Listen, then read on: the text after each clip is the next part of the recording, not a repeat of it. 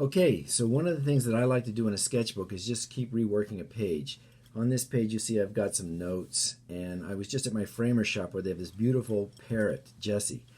And I did a quick sketch of her with a brown, with a burnt umber pen here and a couple of little yellow splotches. So I'm going to go back on top. I'm going to use a variety of things. I'm going to use the new Albert Durer watercolor marker. I'm going to use some of the old Pitt pens.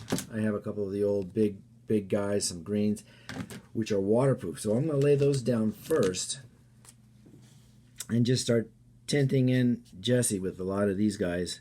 And I'll come back over and I'll just work some areas. This is a bright green, so she has some areas of her which are really light green, and then she gets a dark pelt on top of her.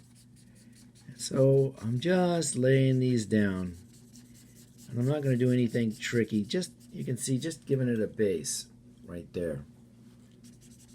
If I wanted to work more broadly, then I could come in and you can see that I'm going on top of the brown. Nothing's being destroyed because right now everything is waterproof once it sets up. And I love working that way. We got her mane tails down there, mane feathers. So there she has a bright green. On her little noggin, she has this beautiful yellow head. And I'm going to keep that bright. I'm not even going to get rid of the lettering underneath. I kind of like a sketchbook being layered and messy. And the Pitt pens are pigmented, but they have this transparency to them, which is quite nice.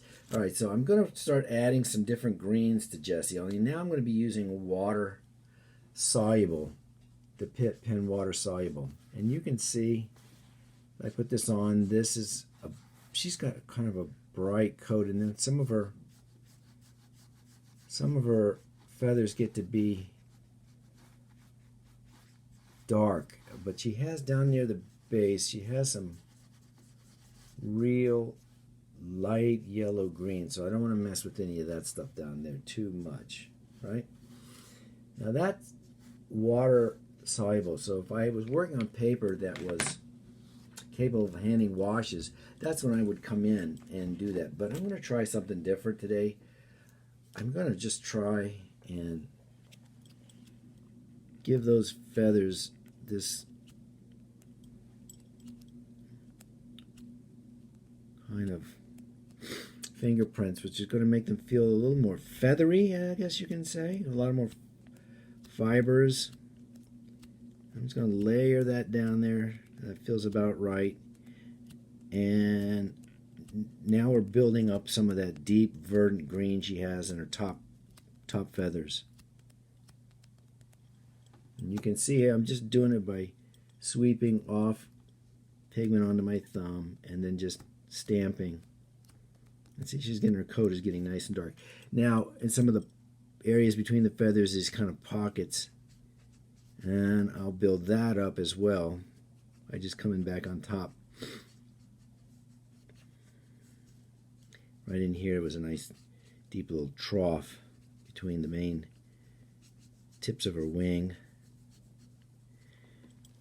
And now I'm going to come back in on the bottom feathers. And I'm going to do that same technique.